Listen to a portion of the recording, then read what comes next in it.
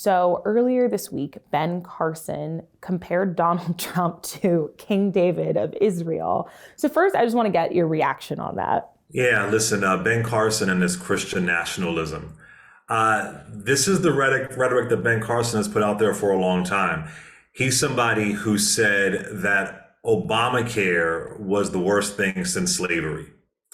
He's somebody who has said that poor people are too comfortable in poverty. Ben Carson has consistently spit out bizarre rhetoric.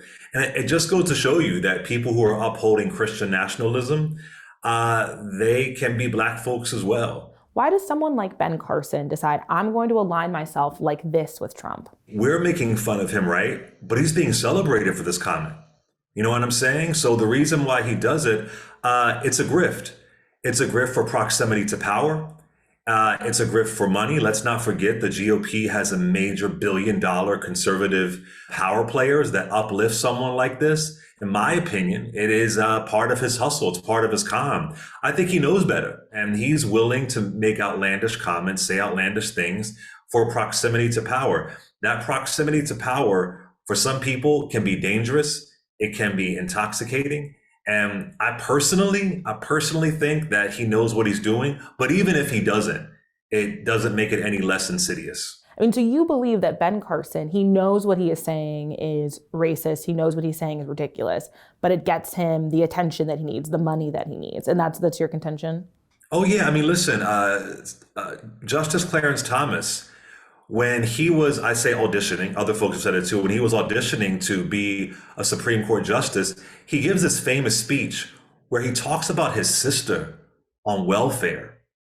And he basically, he doesn't use the words exactly, but he characterizes her as a welfare queen. To do this to a Black woman who's your sister.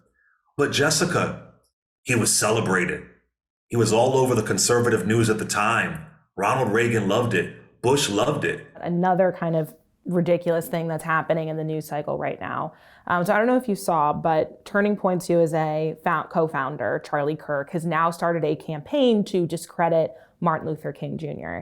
And what I find interesting about that, and I want to ask you, I mean, do you think this is a shift in how the party is talking about race and civil rights? We've seen, even Trump say Martin Luther King was a great person. We've seen conservatives repeatedly throughout that line. And now it does seem like there's a shift. Is that a part of a larger change in the party, or is Charlie Kirk just an outsider? They express their bizarre ideologies in various ways, but they have the same end game. Jessica, they're coming for that 1964 Civil Rights Act. And if anybody hears me, I'm telling you, hear me on this.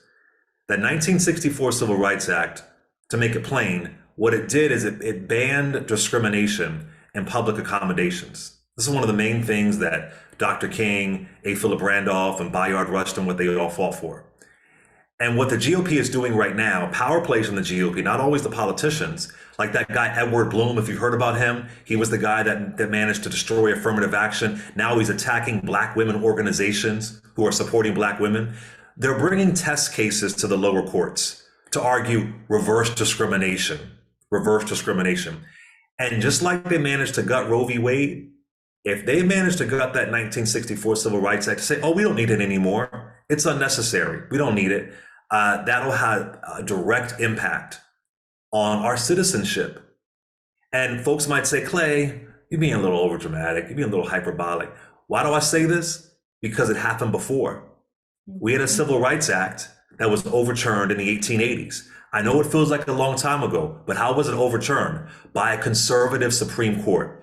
Is there a shift with Dr. King? I mean, if Dr. King was here today, he would be going viral every 2 minutes, dragging the GOP. And also, let's remind people, in 1964, Dr. King says, I am concerned about the Republican Party becoming the white man's party. This would hurt not only Republicans, but America. So whether or not some are more explicit, some do support Dr. King, whatever the case may be, their end game policy-wise is identical. Some might just have different roads to get there.